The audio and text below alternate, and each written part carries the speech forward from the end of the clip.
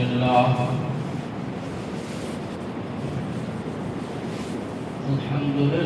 نحمده ونستعينه ونستغفره ونؤمن به ونتوكل عليه ونعوذ بالله من شرور أنفسنا ومن سيئات أعمالنا من يهده الله فلا مضل له ومن يضلله فلا هادي له ونشهد أن لا إله إلا الله وحده لا شريك له ونشهد أن سيدنا وسندنا ونبينا وشفيعنا وهادينا ومرشدنا ومحوانا وملجانا ومولانا محمدا عبده ورسوله صلى الله تعالى على آله وأصحابه وأزواجه وذرياته وبارك وسلم تسليما كثيرا أما بعد فأعوذ بالله السميع العليم من الشيطان الرجيم بسم الله الرحمن الرحيم ولقد آتينا إبراهيم رشده من قبل وكنا به عالمين إذ قال لأبيه وقومه ما هذه التماثيل التي أنتم لها عاكفون قالوا وجدنا آباءنا لها عابدين قال لقد كنتم أنتم وآباؤكم في ضلال مبين صدق الله مولانا العلي العظيم وصدق رسوله النبي الكريم ونحن على ذلك لمن الشاهدين والشاكرين والحمد لله رب العالمين اللهم صل على سيدنا محمد وعلى آل سيدنا محمد وبارك وسلم اللهم صل على سيدنا محمد وعلى آل سيدنا محمد وبارك وسلم اللهم صل على سيدنا محمد وعلى آل سيدنا محمد وبارك وسلم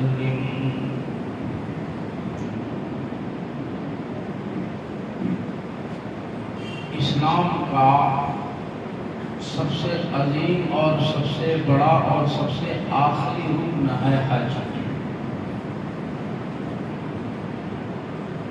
جب تک انسان کے اندر اللہ رب العزت کے اوپر مر مٹنے کا جذبہ پیدا نہیں ہوتا اس وقت تک حج نہیں ہو سکتا۔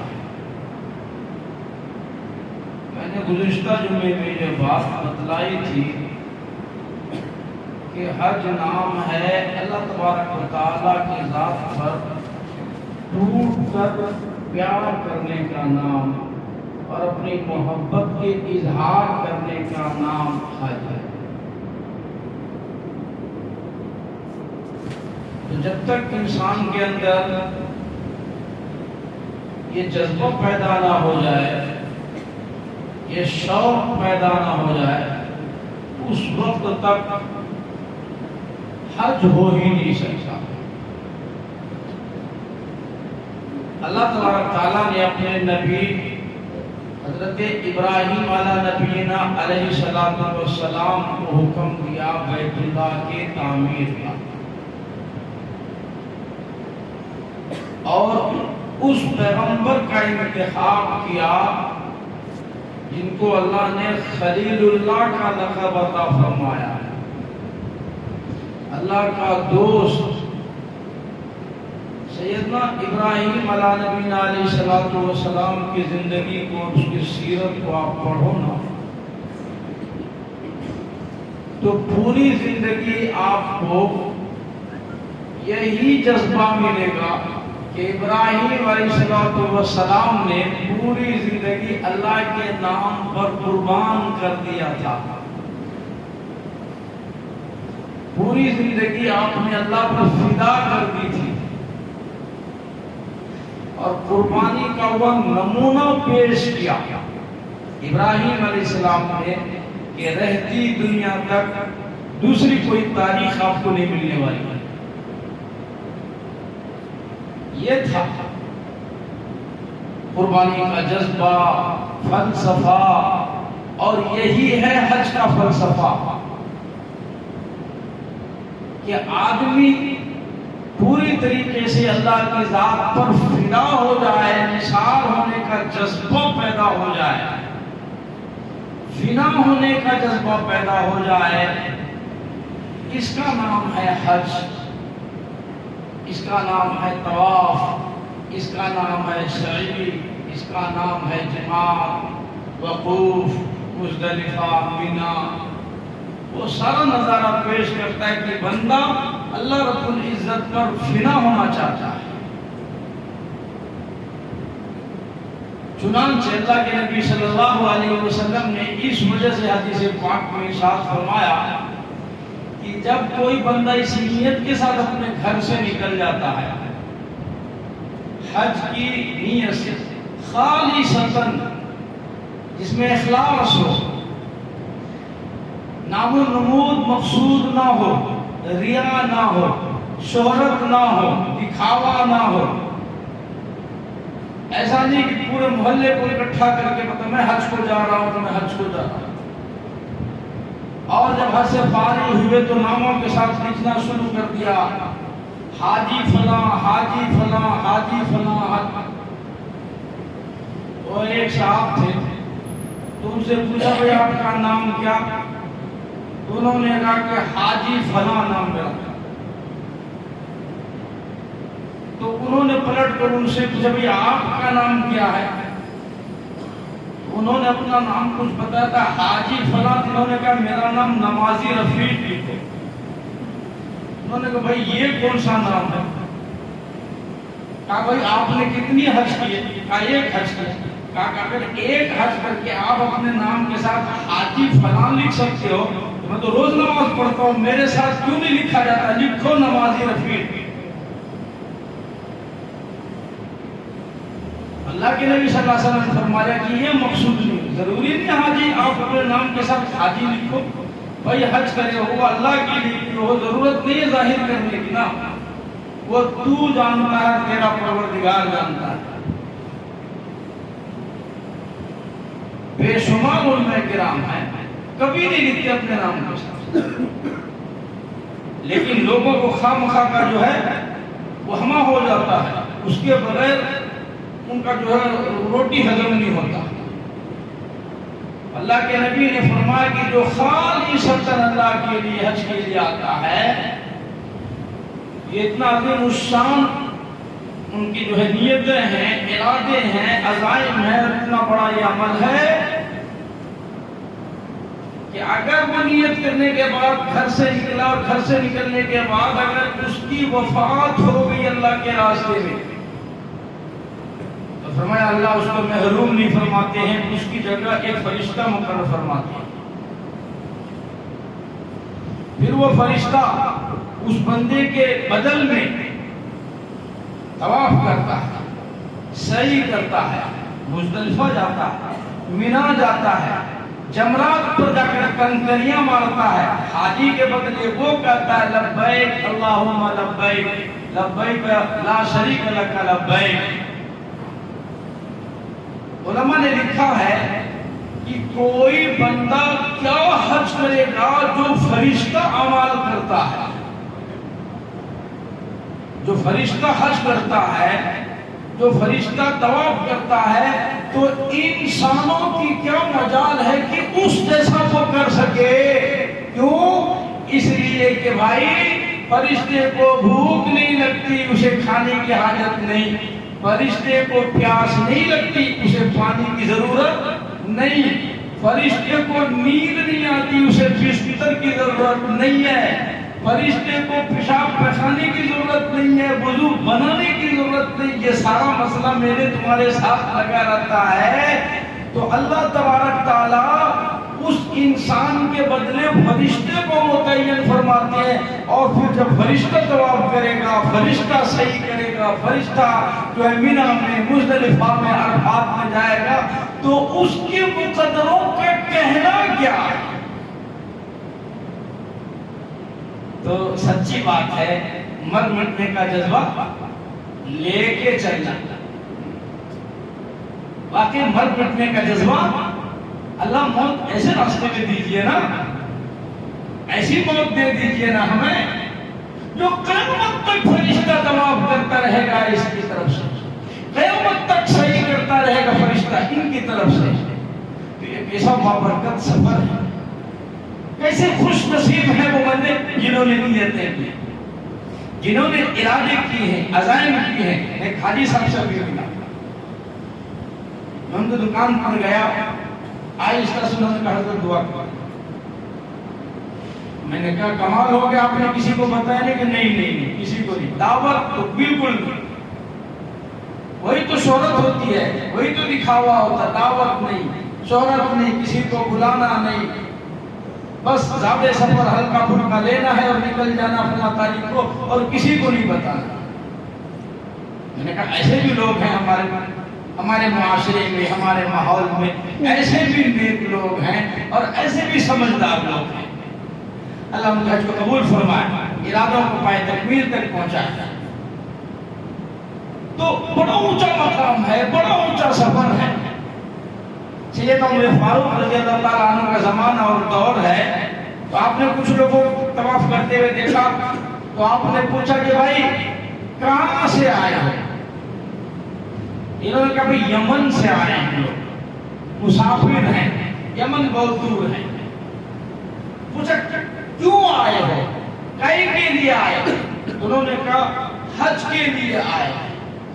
پھر عمر فاروق نے پوچھا دوسرا کوئی غرض؟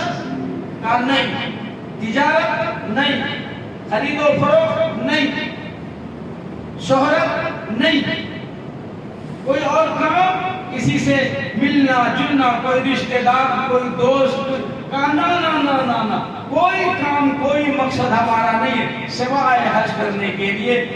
سیدنا عمر فاروق رضی اللہ تعالیٰ عنہ نے پھر ان کو یہ خوشخبری اور یہ حدیث سنائی کہ الحج مبرور لیس لہ جزاء الا الجنہ، حج مقبول اور حج مبرور کا جو اجر و ثواب ہے وہ لیس لہ جزاء الا الجنہ، جنت کے سوا اور اس کا کوئی جزا نہیں ہے، کوئی بدلہ نہیں ہے۔ حج مقبول کا بدلہ سوائے جنت کے کچھ نہیں ہے۔ اسی لیے میں نے تم سے پہلے پوچھا کوئی اور غرض، کوئی اور خواہش، کوئی اور دل میں کچھ چھپا ہوا کا؟ نا نا نا، سوائے حج کے ہم کسی مقصد سے نہیں آئے۔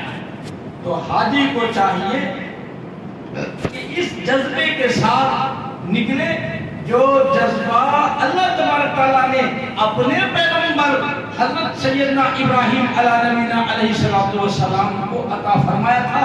اسی پیغمبر کا انتخاب اللہ نے کیوں کیا بیت اللہ کی تعمیر کا؟ علماء نے لکھا نقطہ ہے، اسی پیغمبر کا انتخاب ہوا اور حضرت ابراہیم نے بیت اللہ کی تعمیر فرمائی۔ فرمایا نقطہ یہ ہے کہ ابراہیم علیہ السلام کی پوری زندگی قربانی ہے۔ اللہ تبارک تعالیٰ نے 17واں سپارہ ابراہیم علیہ السلام کا تذکرہ فرمایا۔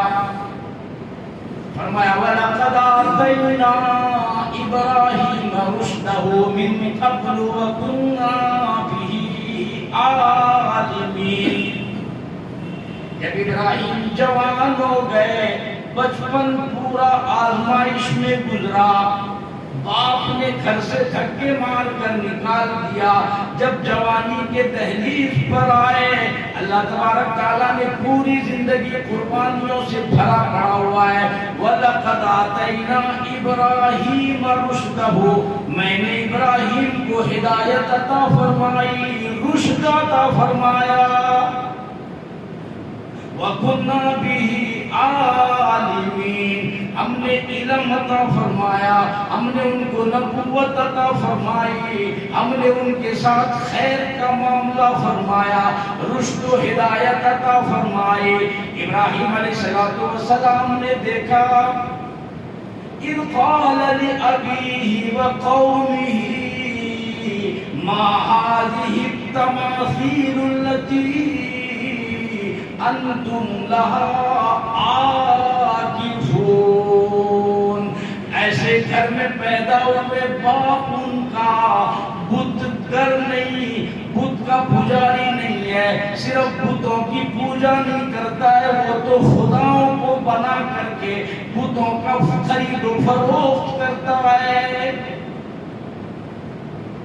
باپ کو دیکھا اسی میں ملوث ہے، قوم کو دیکھا بتوں کی پوجا کرتی ہے، ہزاروں خداؤں کو بنا کر ایک پروردگار کو چھوڑ کر ہزاروں خداؤں کی پرستش اور پوجا کی جاتی ہے۔ ابراہیم علیہ السلام نے ساری قوم کو اکٹھا کر لیا اور فرمانے لگ گئے اِذْ قَالَ لِأَبِيهِ يَا أَبَتِ لِمَ تَسْمَعُ مَا لَا يُبْصِرُ وَلَا يُغْنِي عَنْكَ شَيْئًا،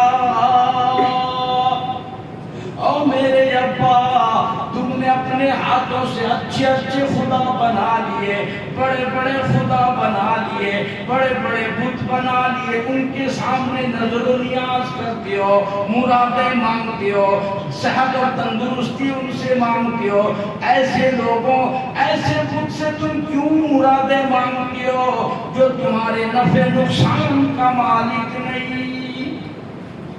ما لا يسمع، یہ سن نہیں سکتے، ولا يبصر، یہ دیکھ نہیں سکتے، جب یہ سنتے نہیں دیکھتے نہیں تمہاری بگڑی کیسے بنائیں گے؟ ولا يضركم، ذرہ برابر بھی یہ نفع نقصان کے مالک نہیں۔ پھر وہ وقت آیا ابراہیم علیہ السلام نے پوری قوم سے ٹکرانے کا فیصلہ کر لیا، کیونکہ رشد اللہ نے عطا فرمائی تھی، ہدایت عطا فرمائی تھی، ہدایت کے مقابلے میں گمراہی ہے، ایسا کبھی نہیں ہوتا گھر کے اندر ہدایت بھی ہو پھر گمراہی بھی ہو، گھر کے اندر اجالا بھی ہو اندھیرا بھی ساتھ ساتھ ہو۔ حقیقت تو یہ ہے جس گھر میں اجالا ہوتا اندھیرا نہیں ہوتا، اور جس گھر میں اندھیرا ہوتا ہے اجالا کبھی نہیں ہوتا، دونوں کا آپس میں کوئی جوڑ نہیں ہے۔ ہمارے گھر میں ہدایت ہے، گمراہی نہیں ہو سکتی، اور اگر گھر میں گمراہی ہے تو ہدایت نہیں ہے۔ دھوکہ میں ہمیں جو ہے نماز کے نام پہ دھوکہ لگ جاتا ہے اور فلاں عمل کے نام پر دھوکہ لگ جاتا ہے، دور دور تک گمراہی ہوتی ہے، ہمیں پتہ نہیں چلتا۔ سیدنا ابراہیم علیہ السلام تنہا ہے، اکیلے ہیں، اور ساری قوم گمراہ ہے۔ ما هذه التماثيل التي أنتم لها عاكفون قالوا وجدنا آباءنا لها عابدين، ساری قوم اس کی عبادت کرتی ہے، پوجا کرتی ہے، پرستش کرتی ہے، حاجت روا اس کو مانتی ہے، مشکل کشا اس کو مانتی ہے۔ واہ بھائی، قرآن نے کمال کر کے دکھایا، اگر ابراہیم علیہ السلام کی قوم پتھروں کی پوجا کرے، اس کی پرستش کرے، اس کے سامنے نظر و نیاز کرے، اسے حاجت روا، اسے مشکل کشا سمجھے، وہ تو کافر ہے، وہ جہنمی، وہ دوزخی۔ اور آج کا مسلمان اگر غیروں کو حاجت روا سمجھے، مشکل کشا اللہ کے سوا کسی اور کو سمجھے، تو اس کے اسلام میں ذرہ برابر فرق نہیں آتا۔ سبحان اللہ، ایسا اسلام مبارک ہوا۔ قرآن ہے، یہ کہانیوں کی کتاب نہیں ہے، قرآن کہانی نہیں سناتا، پس منظر دکھاتا ہے، شیشہ دکھاتا ہے، قرآن آئینہ دکھاتا ہے، اپنا عقیدہ، اپنا ایمان، اپنا اعمال قرآن کے آئینے میں دیکھو، اندازہ ہو جائے گا تمہارا ایمان کیسا ہے، اعمال کیسا ہے۔ قرآن کہانیوں کی کتاب نہیں ہے کہ تمہیں کوئی کہانی سنا ہے۔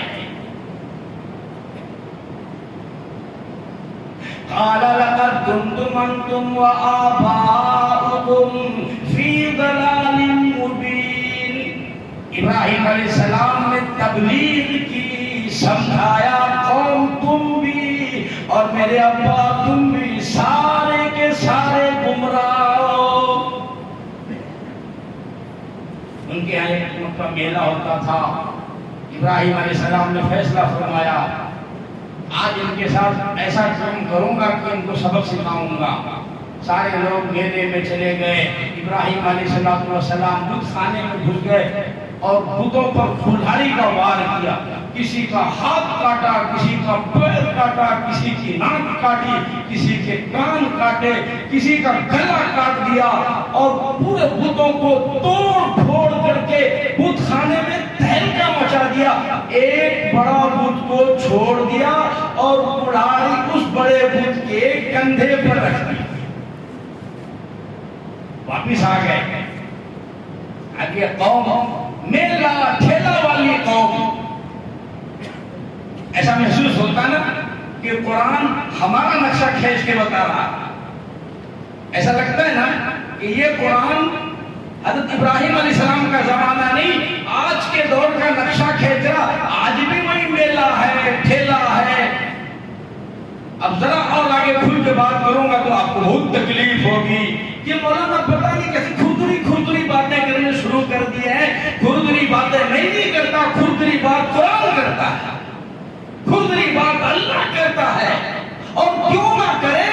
ارے ایک ملک کا صدر اگر ہے، وہ اگر ایک ملک کا وہ پرائم منسٹر ہے تو اپنے ملک میں پرائم منسٹر دوسرے کسی کو پرائم منسٹر ماننے کے لیے تیار نہیں ہے.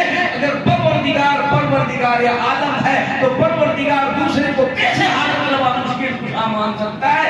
وہ غیرت مند ہے، اس نے غیرت پیدا کی ہے، وہ کیسے کسی کو حاجت روا مشکل کشا کر لے گا؟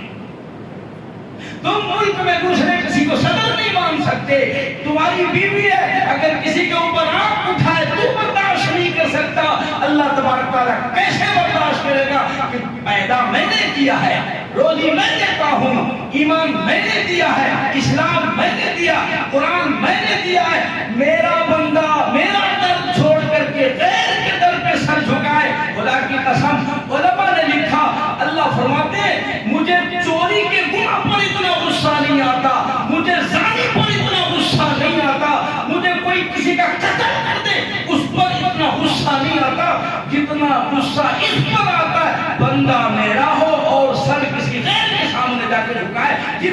اس پر جتنا غصہ آتا ہے کسی اور گناہ پر مجھے اتنا غصہ نہیں آتا.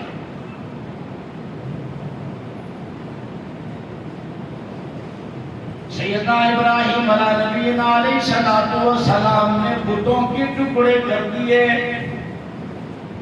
قوم میلے سے آئی، قوم میلہ ٹھیلا جھینگا مستی کر کے اپنے بتوں کے سامنے پوجا کرنے کے لیے، پرستش کرنے کے لیے آئی.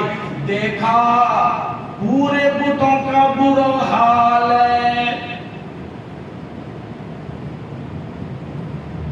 قالوا فأتوا به على أعين الناس لعلهم يشهدون.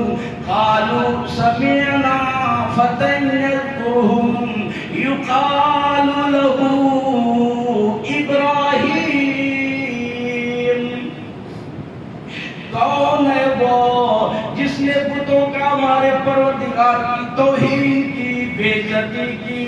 کس نے اتنا بڑا ظلم کیا؟ یقیناً وہ بہت بڑا ظالم ہے. کون ایسا کر سکتا ہے ہمارے بتوں کی توہین کی، تذلیل کی، ہاتھ کاٹے، پیر کاٹ دیے، ناک کاٹ دی، دانت توڑ دیے؟ ایسا کون کر سکتا ہے؟ وہ تو بہت بڑا ظالم ہے. سارے کے سارے کہنے لگے آؤ بتاؤ وہ کون ہے. کہنے لگے قالوا ہم نے سنا ہے. کہنے لگے سمعنا فتى یذکرهم، وہ ایک بندہ ہے جو ہمارے بتوں کی برائی بیان کرتا ہے، بتوں کو برا بھلا کرتا ہے. فتى یذکرهم، بتوں کے خلاف تقریر کرتا ہے، بتوں کو برا بھلا کرتا ہے. اور اس علیہ السلام، اس کے سوا کوئی نہیں ہے۔ وہ منہ کھولتا ہے، وہ بتوں کے خلاف بولتا ہے، وہ بتوں کو برا بھلا کرتا ہے، اس کے سوا کوئی دوسرا نہیں ہے۔ لاؤ ابراہیم کو پکڑ کر کے لاؤ۔ قالوا فأتوا به على أعين الناس لعلهم يشهدون قالوا أأنت فعلت هذا بآلهتنا يا إبراهيم؟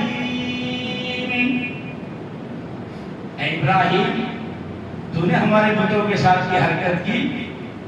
قالوا أأنت فعلت هذا بآلهتنا؟ ہمارے پروردگار کی ناک کاٹی، کان کاٹ لیا، پیر توڑ دیا، ہاتھ توڑ دیے، ذلیل کر دیا، بے عزت کر دیا۔ أأنت فعلت، کیا تو نے ایسا کیا؟ بآلہتنا، ہمارے معبودوں کے ساتھ، یا ابراہیم؟ قال، ابراہیم علیہ السلام نے فرمایا، قال بل فعلوا کبیرہم ھذا فاسألوہم۔ اور لوگوں میرے سے کیوں پوچھ رہے ہو؟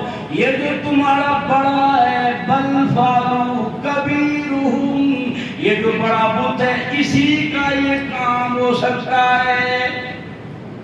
طاقتور ہے، ہمت والا ہے، طاقت والا ہے، کلاڑی بھی اس کے کندھے پہ ہے۔ کبیرہم ھذا فاسألوہم، اس سے پوچھو نا کس نے یہ کیا، کس نے پیر توڑے، کس نے ہاتھ توڑے۔ ان کانوا ینطقون، پوچھو ان سے اگر یہ بولتے ہو۔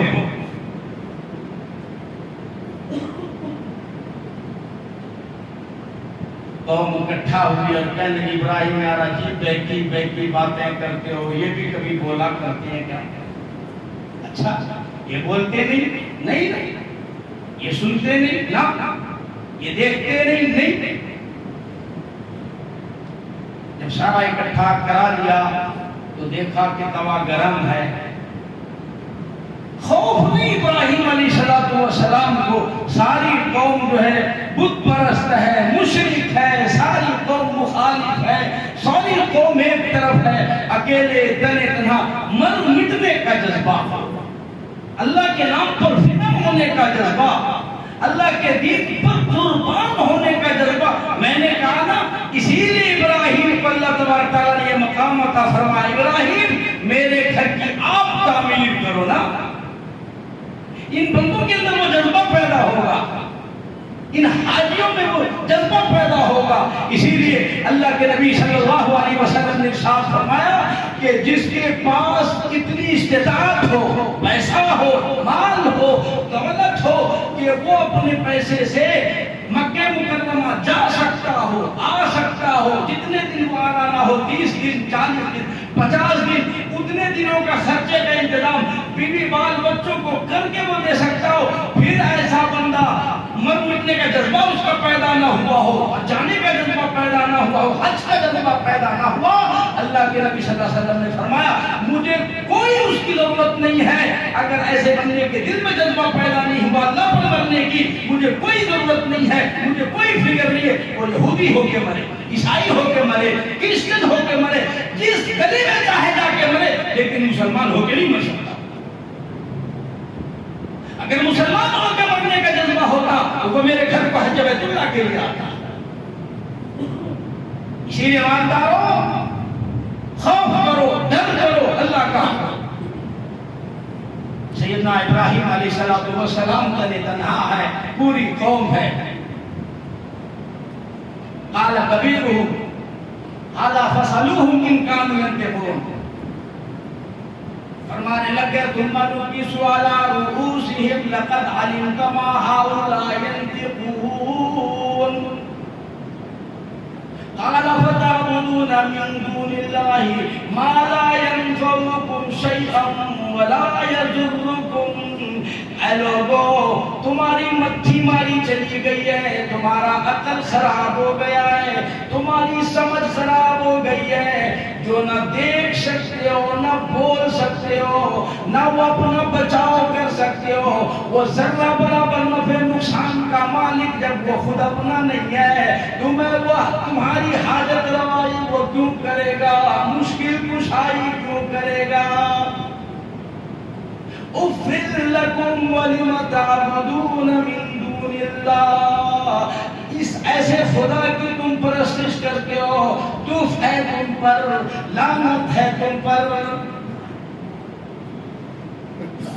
پھر ان لوگوں نے جو آپ کے ساتھ سلوک کیا، پوری قوم غصے میں بھڑک گئی، آگ سلگایا، جس کے بارے میں قرآن میں کئی مرتبہ آپ نے سنا ہوگا کہ ابراہیم علیہ السلام کو آگ میں ڈالنے کا فیصلہ فرمایا، اور بہت بڑی آگ جلائی نمرود نے، منجیق کے ذریعے اس آگ میں پھینکنے کا پلان ڈالا۔ فرشتے آئے، بارش کے فرشتے آئے اور کہنے لگے ابراہیم اگر آپ اجازت دے دیں میں اتنی بارش برساؤں گا آگ کا نام و نشان ختم ہو جائے گا، آپ کی مدد کے لیے میں حاضر ہوں۔ ابراہیم علیہ السلام نے فرمایا کیا میرا پروردگار نہیں دیکھ رہا؟ اگر وہ مجھے دیکھ رہا ہے، تمہاری مدد کی مجھے کوئی ضرورت نہیں ہے، وہ جانے میں جانوں، وہ جس حال میں رکھے، ما شاء اللہ کان وما لم یشاء لم یکن، وہ چاہے مجھے فنا کر دے میں جلنے کے لیے تیار ہوں، وہ مجھے باقی رکھنا چاہے میں باقی رہنے تیار ہوں۔ رب جلیل جانے یا اس کا بندہ خلیل جانے، فرشتوں تم بیچ سے ہٹ جاؤ۔ ایسا جذبہ ہونا، یقین ہونا اللہ کی ذات پر، اللہ کی طاقت پر، اللہ کی قدرت پر، اللہ کے حاضر و ناظر ہونے پر آج مسلمان کو یقین نہیں ہے۔ یہ حدیث کی کتابوں میں آیا، پھر ہوا کا فرشتہ آیا، آپ بولو، پوری آگ میں سے اٹھا کے لے کے چلا جاتا ہوں، نا نا نا مجھے کسی کی حاجت نہیں ہے، مجھے کسی کی ضرورت نہیں، ایک پروردگار کے سوا مجھے کسی کی ضرورت نہیں ہے۔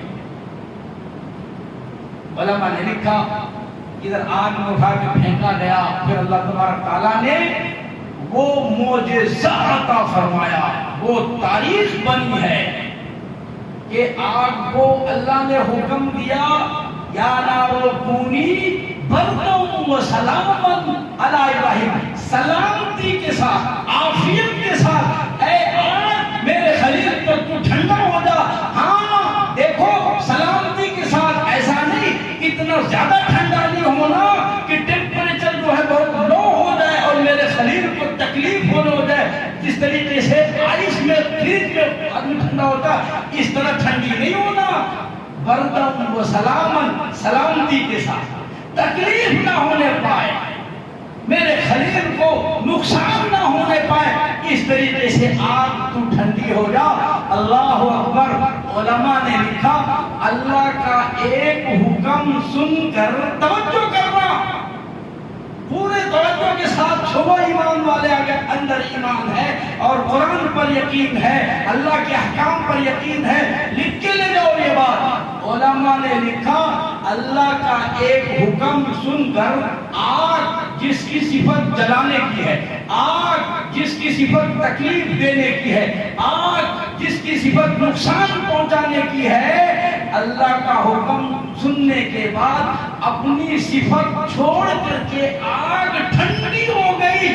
آج ہم بھی قرآن سنتے ہیں، اللہ کا پیغام سنتے ہیں، اللہ کا حکم سنتے ہیں، لاکھوں اللہ کا احکام سنتے ہیں، کیا اپنی صفت چھوڑ کر اللہ کے لیے ہم بھی ٹھنڈے ہوئے؟ کیا